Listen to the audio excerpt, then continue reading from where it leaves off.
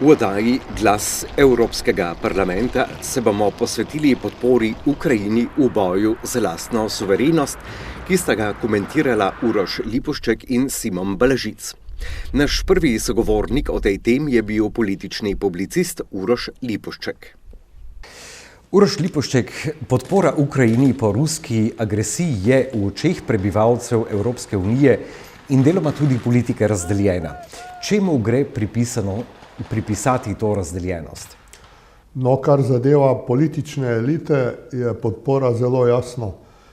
Kar pa zadeva javnost, v javnosti so se pa pojavili določeni pomisleki v zvezi s tem, kar se je zgodilo, še posebej, ker so celo politične elite, recimo osebi generalnega sekretarja NATO, priznali, da se vojna ni začela z rusko agresijo, ampak leta 2014, ko je prišlo do revolucije oziroma državnega udara v Kijevu, in drugič, da je bilo eno glavnih vprašanj, zakaj je prišlo do ruskega napada, vprašanje nevtralnosti Ukrajine. Ukrajina, ko je razglasila neodvisnost, je imela v svoji ustavi zapisan člen o nevtralnosti, tega so se odrekli, hoteli so stopiti v NATO in Rusija je to ocenila kot grožnjo njeni varnosti in to je potem razdelilo javno mnenje, posebej se je pa to zaostrilo zaradi tega, ker so sankcije, Evropska unija je sprejela 13 krogov sankcij proti Rusiji, v bistvu bolj prizadele Evropsko unijo kot Rusijo. Rusko gospodarstvo je danes najmočnejše na evropski celini, vsa ostala gospodarstva so začela pa pešati in to je seveda ima posledice na javnem mnenju. S krogov politike oziroma etablirane politike slišimo, da so bile nekatere evropske države same žrtve agresij. Je zgodovinski spomin res tako šibak, da smo pozabili biti solidarni z Ukrajino? Morda ne z državo kot tako, ampak vse s prebivalci. Se strinjam, zgodovina je bila doslej skoraj vedno slaba učiteljica. Iz zgodovine smo se zelo malo naučili. Če se bi kaj naučili, potem ne bi bili priče vojn, še posebej ne v Evropi. V Evropi je prišlo do 2 svetovnih vojn in danes ni izključeno, da bo prišlo celo do 3. za začetek vse evropske vojne, ki lahko preraste zaradi jedrskega orožja celo v jedrski spopad. To pomeni, zgodovina ni dobra učiteljica in moram reči pa, da vzroki, zakaj je prišlo do ruskega napada na Ukrajino, so pa zelo kompleksni in zato tudi javnost nima enotnega mnenja o tem, čeprav moram reči, večina javnosti je proti obračunavanju, proti kršenju absolutno suverenosti. S tem so bili pogaženi principi evropske varnosti, sodelovanju in miru, ki naj bi naši celini omogočili mir, sožitje in sodelovanje. Pred kratkim je celo nekdanja političarka, visoka političarka v Ukrajini Julija Timošenko dejala, da je bilo zgolj vprašanje časa, kdaj bo Rusija napadla Ukrajino. No, to je vse njeno mnenje, jaz se v to ne bi spuščal, niti nimam na razpolago vseh podatkov, vendarle nič ni tako enostavno, kot zgleda na prvi pogled. Te vzroki, da je prišlo do ruske agresije, so seveda zelo kompleksni in če bi Ukrajina tudi spoštovala ruske varnostne interese, predvsem pa rusko manjšino, potem verjetno do tega ne bi prišlo, čeprav seveda to ne pomeni, da je ruski napad na Ukrajino kakorkoli upravičen. Rusija je imela na voljo, preden se je odločila za agresijo, na voljo še veliko političnih in diplomatskih momentov, preden se je odločila za uporabo sile. Sami ste omenili, da zna biti globalna vojna. Jens Stoltenberg, se pravi generalni sekretar NATO, je pravkar napovedal, da bodo zveza NATO storila vse za varovanje interesov in suverenosti Ukrajine. To morda ni neposredna grožnja, ampak je grožnja, da se bo konflikt še zaostril. No, ne vem, kako se bo stvar spletala, ker ne vemo točno, kaj se dogaja.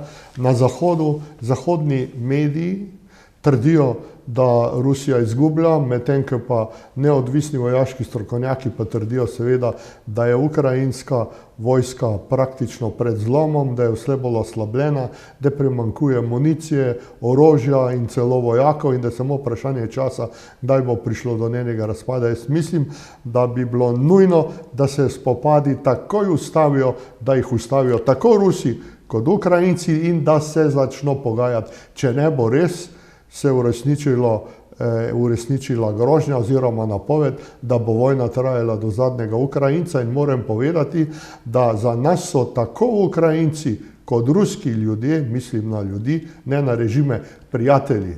In zato je seveda velika žalost in velika katastrofa za celo Evropo, da se dogaja spopad med dvema, recimo temu, bratskima narodoma.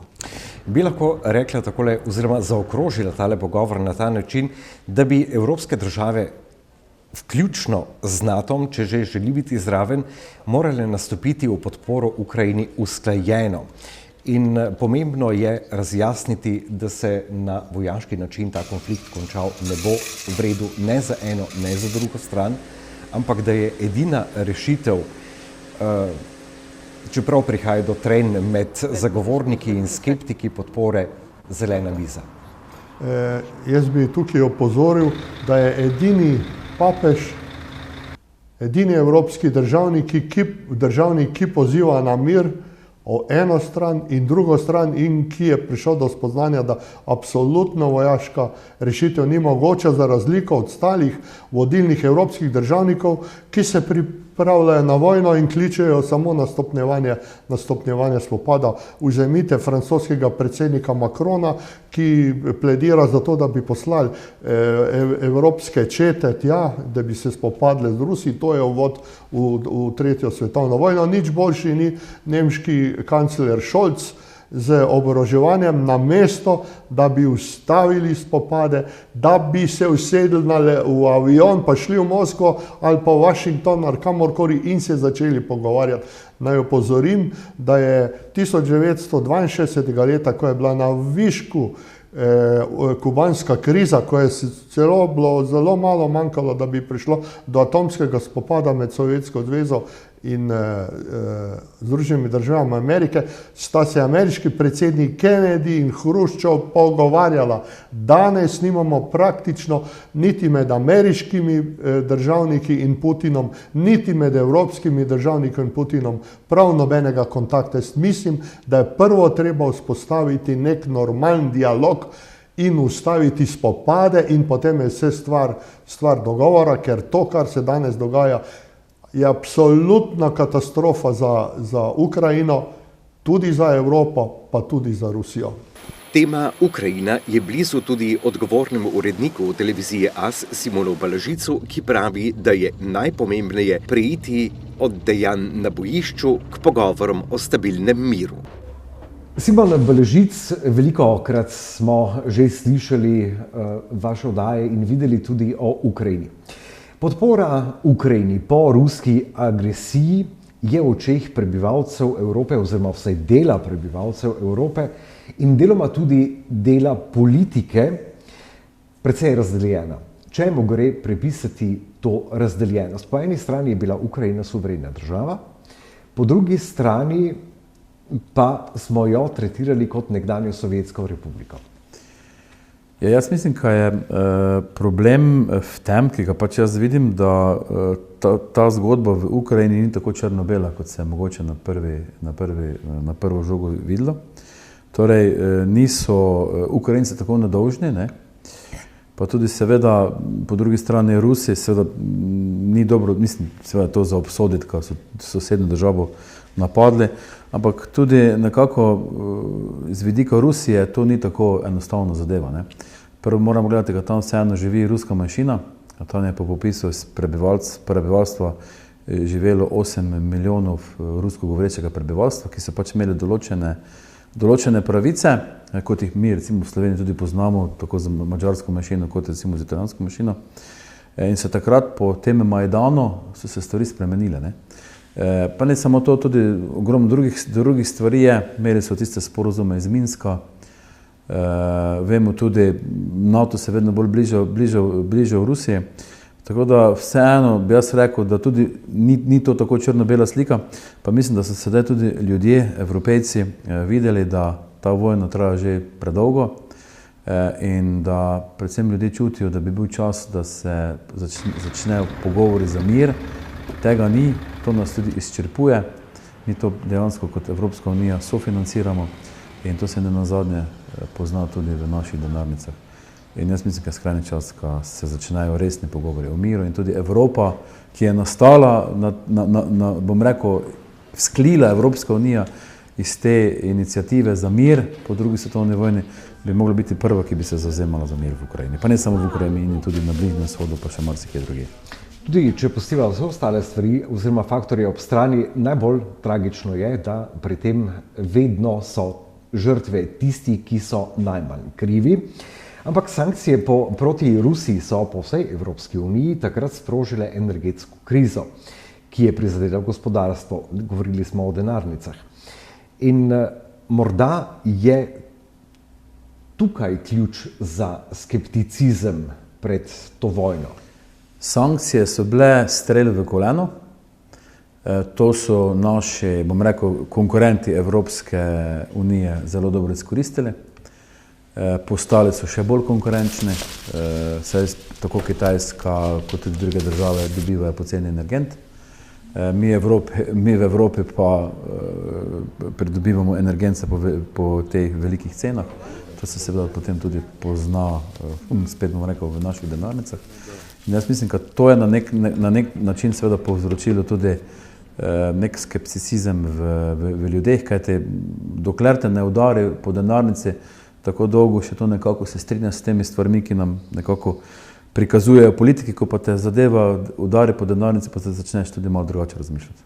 Vendar lepa bilo pričakovati, da bodo evropske države pri tej krizi nastopile usklajeno, se pravi v podporo Ukrajini ali pa vsaj v podporo končanju vojnih spopadov, takšnih, kakršnim smo zdaj priča. Kaj bi bili pri podpori Ukrajini ali pa končanju in nadaljevanju tega dela za zeleno mizo najbolj pametno v tem trenutku? Ali smo zašli že predaleč? Jaz mislim, da smo zašli v slepo ulico. To, kaj se tam počne v Ukrajini, to je tako bom rekel, iz ukrajinske strani kot z ruske strani, je to neka vrsta Sizifovo delo. Grejo tam ogromni denarje, zdaj vidimo, Združene države Amerike so podprle tisti paket za 60 milijard evrov. To bo spet podaljšalo vojno, nekih premikov pa ne bo. Po mojem bi bilo to prvi cilj, da bi utihnilo orožje, da se neha razmetavati z denarjem, da nehajo služiti ta industrijsko-vojaški kompleks in da seveda, da se začne neka resna pogajanja, pa da bo seveda da se nehajo ubijanja tako ruskih kot ukrajinskih vojakov na tej fronti, kajti tega vsega je, mislim, da že prek meja. Ampak tem, ki ima v ozadju interes, pa smo že videli v prejšnjih krizah, da jim za življenje res ni mar. Nedvomno je edina prava pot, da je ogroženih življenj čim manj.